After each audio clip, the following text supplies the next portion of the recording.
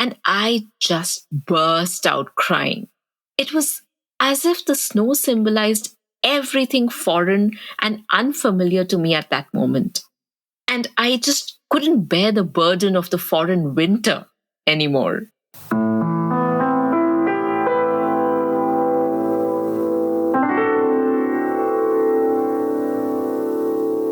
Hello, I'm Joseph Scholz, and welcome to the Deep Culture Podcast, where we explore culture and the science of mind. And I'm here with today's co-host, Ishita Ray. How are you doing? Hi, Joseph. I'm great. It's great to be with you again. So, Joseph, you're not in Tokyo right now, are you? No, I'm not. I am now in San Diego, California, my hometown. I've traveled here to spend some time with my family. You've been living outside of the United States for many years now. Does it feel like coming home? It's an odd feeling because it feels very familiar, but it also feels a little foreign. And I notice these little things that I never paid attention to when I was actually living here. Like huge 8-lane freeways, huge amounts of food that they serve you in the restaurants, and how strangers will talk to you in the supermarket checkout line. I sometimes feel like a spy. A spy? Well, everything is familiar, but it's like I have this secret life apart from everyone else, and like I'm observing everything that goes on. When I came back to India after staying in Europe, I noticed these little things too, like how people communicate indirectly in India. Like when my mother says, "Are you hungry?" she usually means I am hungry. I want to have dinner right now. That's funny. And that's something you would not have been thinking about before you left India, right?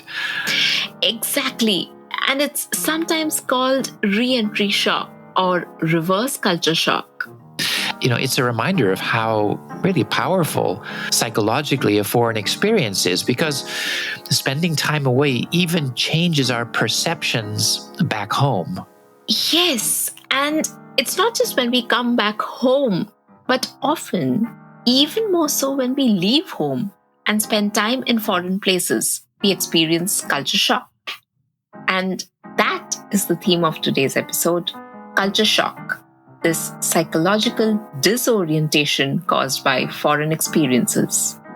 So we're going to look a bit at the psychology of culture shock. What is it? Why does it happen? What can we do about it? And that brings us to part 1, surprise, stress, and shock.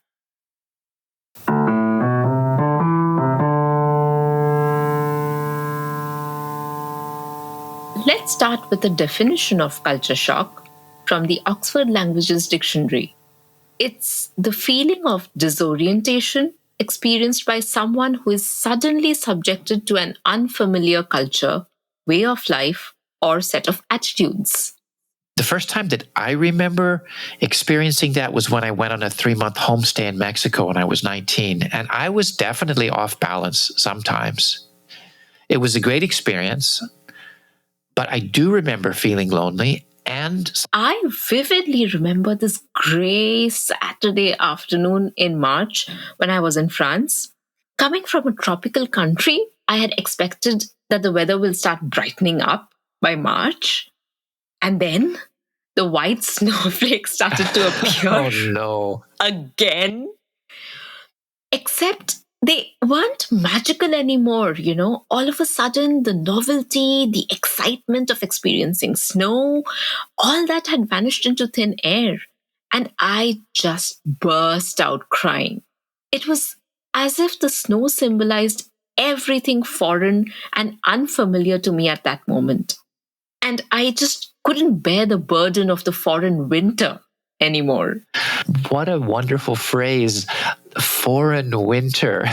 That really captures this feeling of culture shock. But, this is still pretty vague to me because that was just my personal story. But people have a lot of different reactions.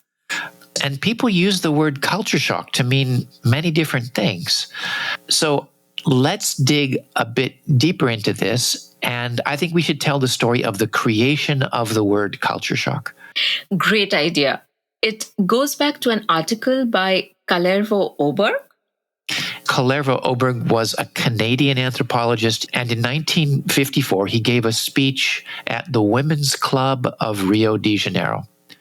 So the story goes that that was the first time that the word culture shock was used. Now, he described it as an occupational disease of someone who has been transplanted abroad. And later that speech was reprinted in an anthropology journal. I am imagining the scene that there are these American expatriate women living in Brazil, probably pretty privileged. I bet that's true.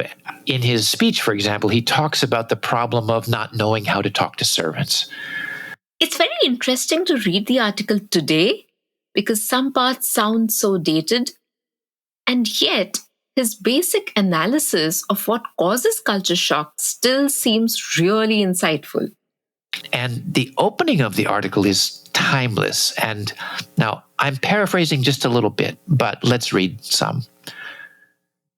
Culture shock is caused by the anxiety that results from losing all our familiar signs and symbols of social intercourse.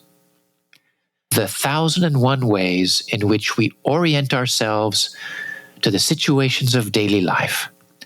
When to shake hands and what to say when we meet people. These cues may be words, gestures, facial expressions, customs, or norms. And he's not talking here about strange food or exotic customs.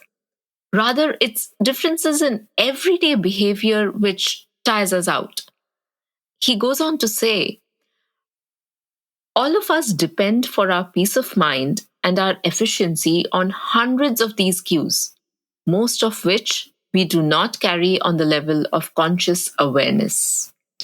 And he's really talking about deep culture. In fact, Edward Hall, who published The Silent Language 5 years later in 1959, is given credit as one of the first people to talk about how culture influences us unconsciously.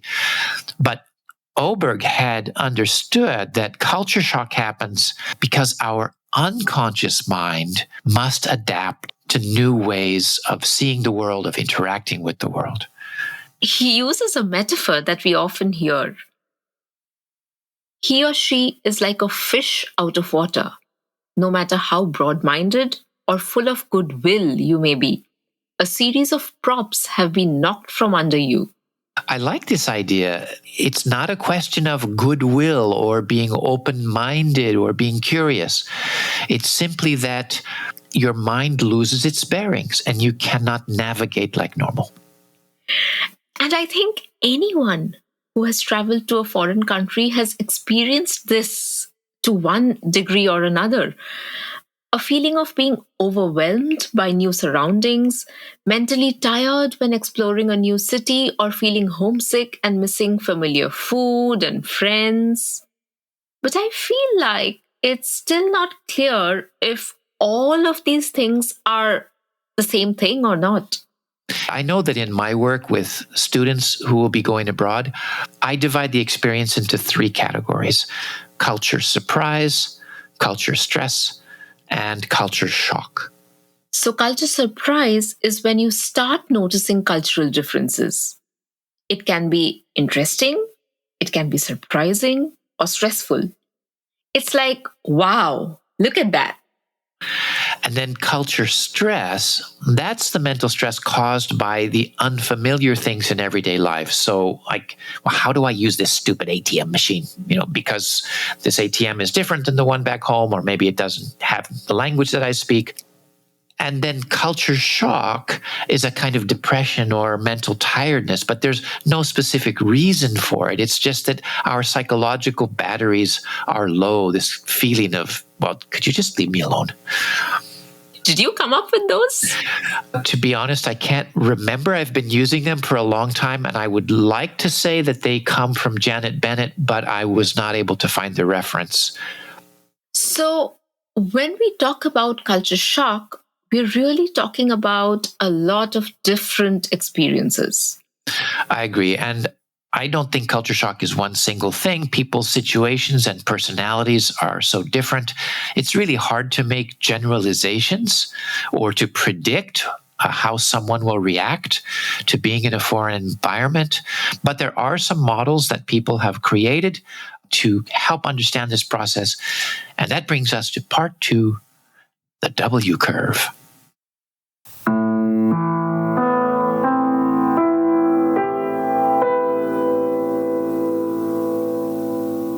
You know, when we were planning this episode, I asked the members of the podcast team if they could share experiences of culture shock, and everyone had lots of things to share.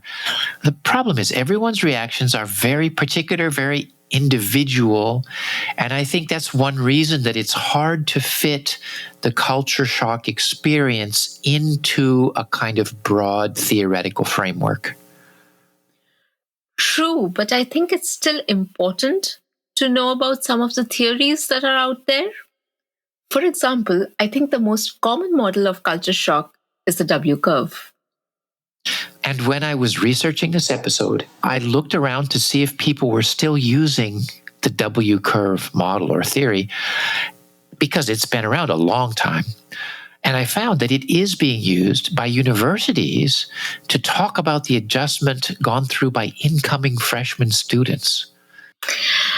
It makes sense because if you are leaving home for the first time and coming to live on a college campus, it can be a huge adjustment. Culture shock is not simply when we go to a foreign country. It can happen anytime we have to adjust to a new environment. And so the W curve model, it describes these stages of adjustment to a new environment. It's called the W curve because it's shaped like a W. So it starts up on the left, goes down, up again in the middle, down again, and then finally up on the right. And so the high point on the left is the honeymoon phase, when everything in the new environment is interesting and exciting. And after a time, then it dips down and you have a culture shock crisis where your mood or your energy is low. So that's like your snow story, right? Right. I remember looking at myself in the mirror one morning and thinking, if I die in this cold, snowy, dark morning, my family and friends won't even know. Oh, that is really extreme. I know, right? But I have to say, I went to France in my 30s. I had already lived in other countries. I had traveled quite a bit. I was taking French classes. I was making friends there. But still, after 2 months, I also had this down period where I lost interest in seeing Paris. I lost interest in studying. I was staying at home and reading whatever books were on the shelf. And I remember feeling guilty. I had been anticipating this for so long, and I felt I should be out exploring the city, but I just felt kind of, blah. That definitely sounds like culture shock. But in fact, I didn't even realize it at the time. In spite of my intercultural theory that I had learned, I just felt like I was being lazy. So true. We often don't notice culture shock and can be very hard on ourselves. So the W curve goes back up in the middle as we adjust to our new environment. Did that happen to you? Yes, after another month or two, I did feel like my usual self again, and I did really enjoy my life in Paris. The W curve also predicts that you feel another honeymoon when you return to your home. I guess you returned to Tokyo. That's right, but I did not feel a honeymoon phase back in Tokyo. I immediately went into a kind of negative re-entry shock. I noticed all of the things that I didn't like about Tokyo and all of the things that I missed about Paris. So neither of our experiences was just like the W curve, but it's more of a guideline than a prediction. And of course, everyone's experience is different, which is why I thought we should ask our podcast team member, Daniel, what he thinks about all of this. because he has lived all over the world and is probably the most traveled of any of us and has worked with a lot of international people. Right. So we asked him to first share a bit about his international experience.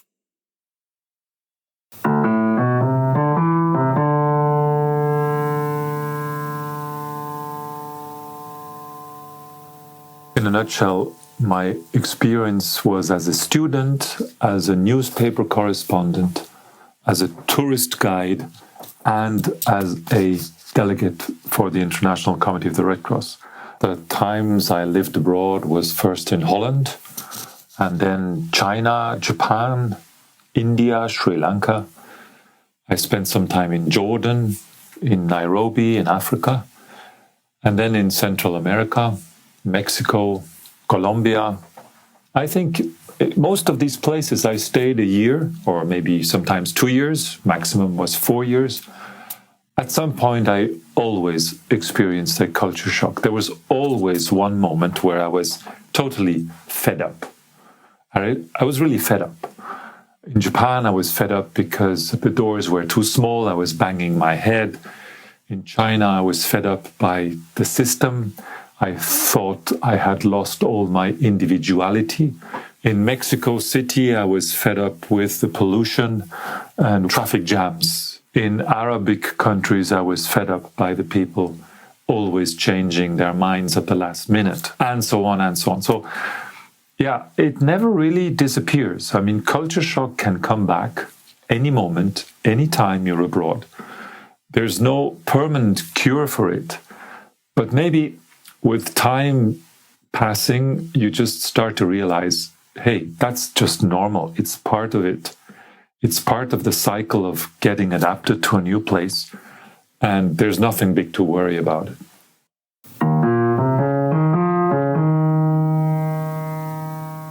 Daniel also spoke about what he had noticed when working with expatriates and migrants. The experience of culture shock is very different, whether you are voluntarily going abroad or whether you are forced to leave home because of economic difficulties or political issues and so on. So usually people who are voluntary, they tend to have a culture shock after the initial period, which we also call the honeymoon. Now, this is completely different for people who are forced migrants, people who are obliged to leave their home country. I've met Iraqi and Syrian refugees in Europe and in Jordan. And these people, from one day to another, they lose their job, they lose their status, they lose their friends. And all this because they were forced to leave. They find themselves in small places, temporary shelters with their family all together. Sometimes they work as taxi drivers way below their usual level of education. So, yeah, the difference is vast. And we asked him what advice he would give. It is difficult to give a general advice how to cope with culture shock. A psychologist once told me, if you go abroad and you prepare to have a culture shock, pack a 5 senses first aid kit. First aid kit contains 5 objects, one for each sense. So a photograph of someone who you feel very close connection, sounds from home, or the voice of someone from home. A typical candy or chewing gum or something with a taste you can only find in your home place, and maybe something for the smell. And then just smell it when you feel a little bit tired or down, and this will give you a few seconds vacation at home. And then the last one is the sense of touch. So maybe a piece of cloth, a stone, a piece of wood, which comes from a place connected to your home. And if you feel really bad after a big culture shock, open the box, open the first aid box, and use these objects. And yes, get home just mentally for 10, 15 minutes. Have a good sleep, and you're fit for the next day. Wow, I love the idea of the first aid kit. A whiff of familiarity through the five senses. Because we experience the world with our whole body. And that's another reason that these experiences touch us so deeply. And it's also why culture shock can also have serious mental health consequences. And that brings us to part three. There's more to life than happiness.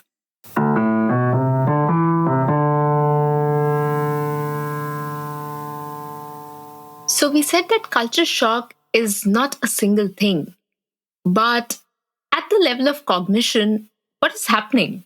Our mind and bodies are complex, and so there's a lot going on. But one thing that certainly happens is something called ego depletion. As I understand it, ego depletion is when our conscious problem solving part of our mind gets overloaded.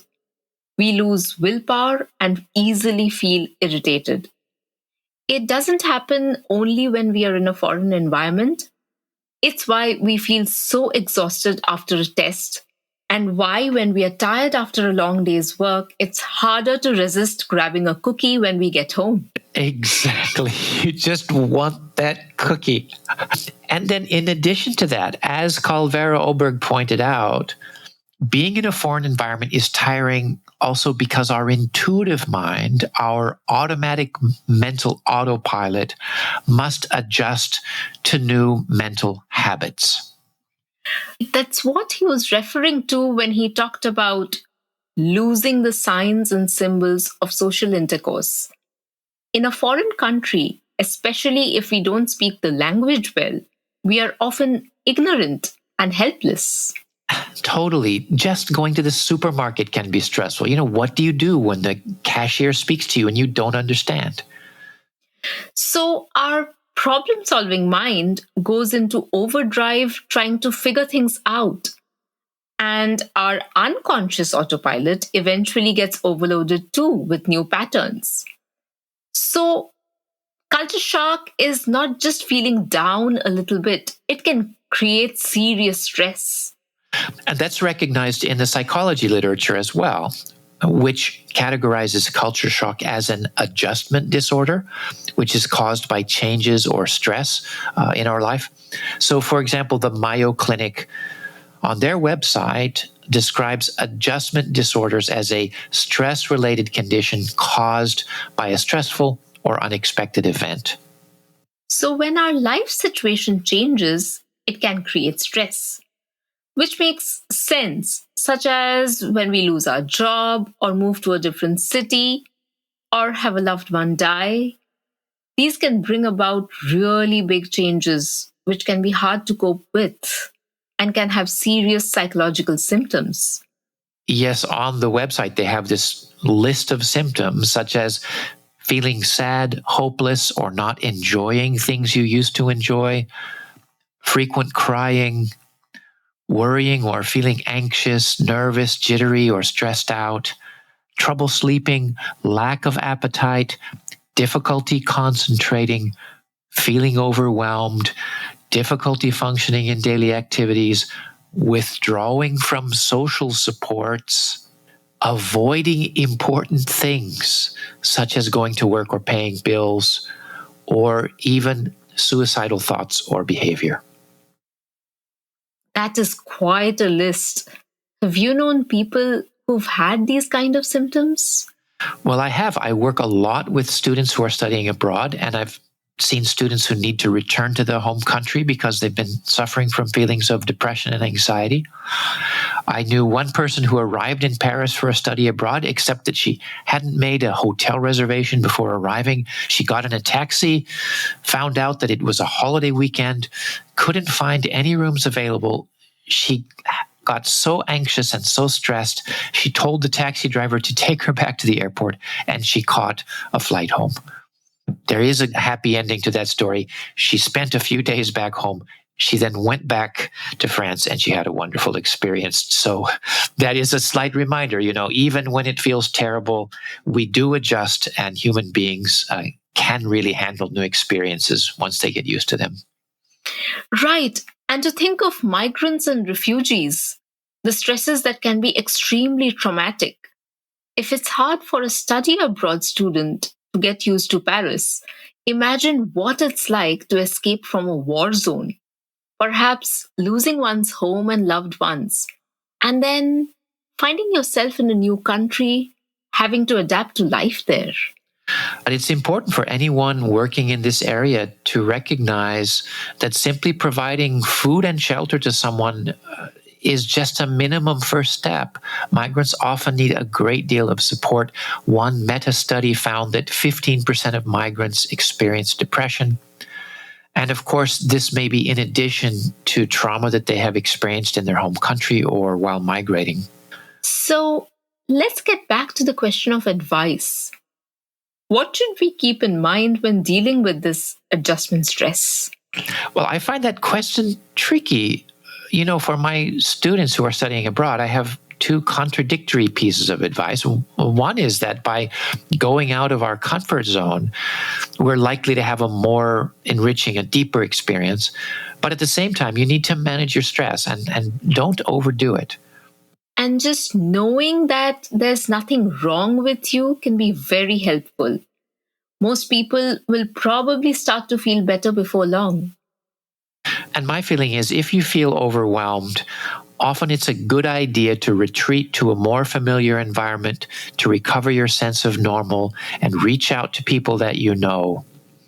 When you are ready to venture out again, you'll feel much better. And of course, get help if you need it.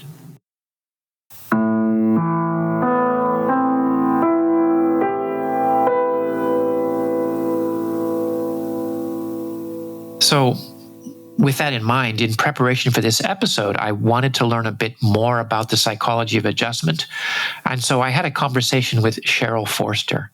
I remember Cheryl from the GII Learning Circle, and I think when she was in the Mind, Brain and Culture Masterclass, she woke up at 4:30 a.m. to participate. Exactly, that's right. And she's on the West Coast of the United States. She's the coordinator of the Diversity and Psychology program at Portland State University. And in our conversation, she said a couple of things that really stood out for me. One thing she's talked about was that finding meaning is more important than finding happiness. That sounds beautiful. You need to explain more, though. Well, she talked about the fact that people like to feel good. And so we associate happiness with positive emotion. But research into resilience, which is the ability to deal with adversity, finds that, and these are Cheryl's words, if you chase happiness, you tend to end up less happy. When we focus on meaning, we end up with more life satisfaction. Isn't that so true for intercultural experiences? If you go abroad thinking you're going to have a fun and exciting time all the time, you can be really disappointed. But if you start with the assumption that you're going on an exploration that might challenge you, and what you're looking for is a meaningful experience, you are much more able to turn challenges into growth. And along those lines, Cheryl also told me about the work of Dr. Ariel Schwartz, who I wasn't familiar with. But her practice focuses on the qualities that are important for coping with life's challenges. So she emphasizes resilience. And she says, people who are resilient tend to be flexible in the way they think about challenges and flexible in the way they react emotionally to stress. Many are able to accept what they cannot change, to learn from failure, to use emotions like grief and anger to fuel compassion and courage, and to search for opportunity and meaning in diversity. And so true that the challenges of culture shock or adjustment stress, or whatever we call it, can be a chance to develop resilience and have deeply meaningful experiences. Even if they don't always feel good. Right. And on that positive note, perhaps we should end the episode here. You're probably right, although, as usual, I feel we just have begun to scratch the surface. We haven't talked about the Oz moment or the cognitive impact of foreign experiences or the psychological resistance to cultural differences. I guess we'll just have to keep making more podcasts. That is it. Well, it was great fun making this one with you. Yes, it was. We've drawn on a number of sources today. Indeed, we have. We were referring to the work of Calvero Oberg and his 1960 article, Culture Shock, Adjustment to New Cultural Environments, published in Practical Anthropology. Also, we referred to the work of Janet Bennett. Her chapter, Transition Shock, Putting Culture Shock in Perspective, appears in Basic Concepts of Intercultural Communication. And I would just like to mention that Janet recently passed away. She has been a shining light of insight in our field, a key figure with the Intercultural Communication Institute, and just a marvelous, wonderful human being. And she will be sorely missed. We also referenced the article Prevalence of Depression Among Migrants, a systematic review and meta-analysis from the International Journal of Environmental Research and Public Health by Shia and Wilson et al. And you can check out the article There's More to Life Than Being Happy by Emily Esfahani Smith in the Atlantic magazine. The Schwartz quote, which Cheryl passed on to me, was a summary of Southwick and Charney. I'd like to give a special thanks to Daniel Glintz for sharing his culture shock experiences and Cheryl Forester for her input on resilience. Keep up the great work, Cheryl, and see you at another JII event. And you should mention, Joseph, that JII's Learning Circle is currently focused on bias. You can join in by becoming a member of JII. That's a great idea. Please become a member of JII to support the work we do. We have a great community there. Indeed. Also, thanks to the rest of the podcast team, Yvonne Vanderpool, Zaina Matar, the Magic Sound Man Robinson Fritz, and everyone who supports this podcast as a member of JII. The Deep Culture Podcast is sponsored by the Japan Intercultural Institute, an educational NPO dedicated to intercultural education and research. I am Joseph Scholz, the director of JII. And finally, thanks so much to you, Ishita. It is always a pleasure to spend time with you like this. Thank you so much, Joseph. Always a lot of fun.